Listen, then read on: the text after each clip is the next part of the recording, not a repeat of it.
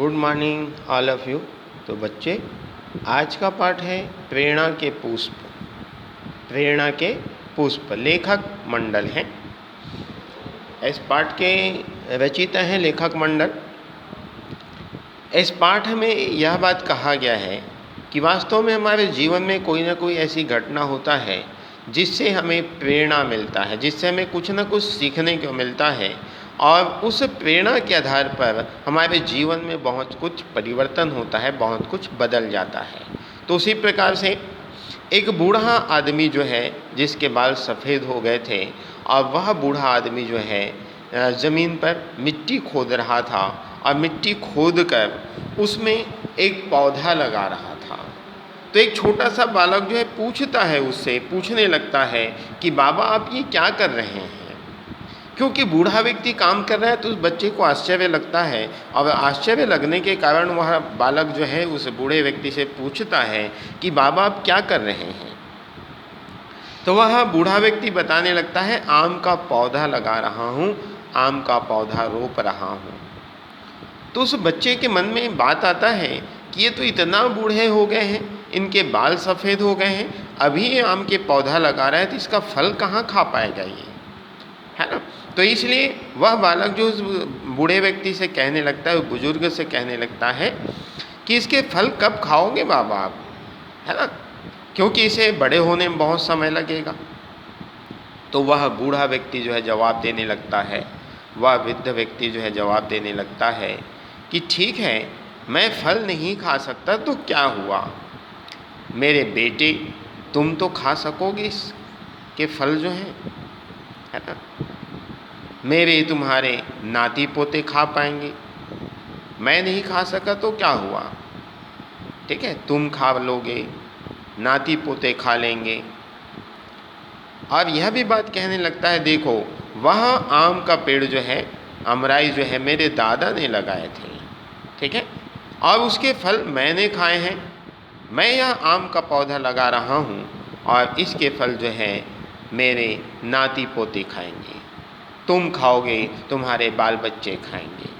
ऐसा वह वृद्ध व्यक्ति जो है उसको जवाब देता है उस बालक को। तो वास्तव में यहाँ पर ये पता चलता है कि वह वृद्ध व्यक्ति जो है अपने लाभ के लिए नहीं, बल्कि आने वाले भविष्य के लिए, छोटे छोटे बच्चों के लाभ के लिए वह पौधा लगा रहा है, ठीक है।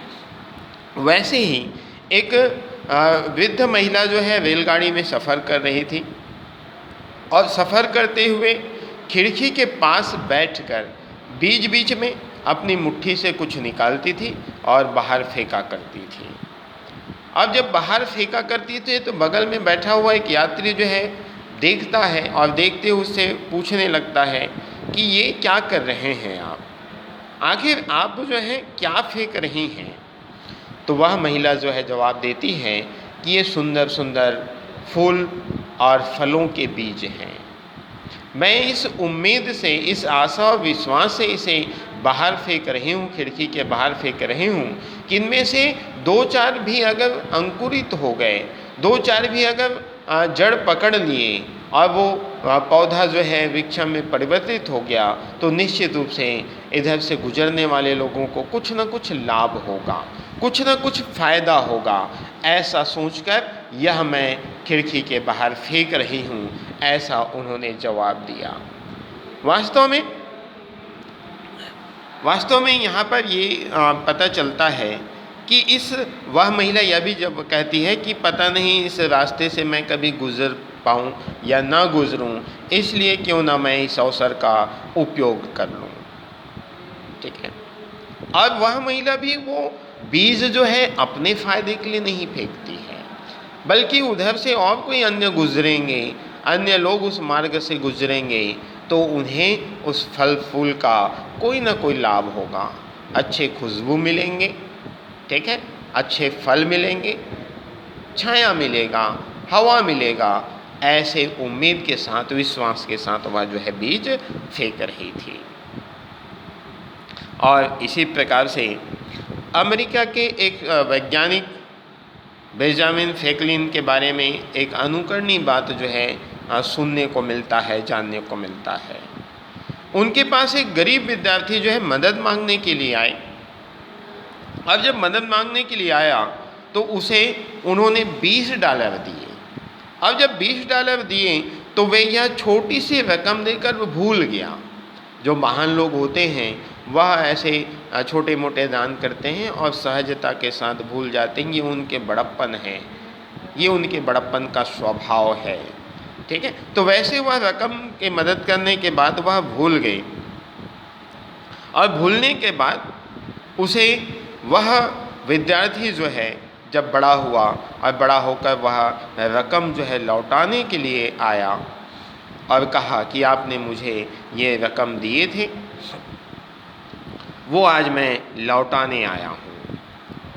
तो वह बेंजामिन फ्रैंकलिन जो है यह बात कहने लगती हैं कि छोटी सी रकम देकर मैं भूल गई हूँ, मुझे याद नहीं कि मैं तुम्हें कब ये रकम दी थी। खैर कोई बात नहीं, जब आपने लौटाने आए हो याद करके तो ठीक है, आप ये रकम रखिए अपने पास ही और आपके पास आपके जैसा कोई ज़रूरतमंद आए तो उसे यह दे दीजिएगा। और उस बालक ने, उस व्यक्ति ने ऐसा ही किया।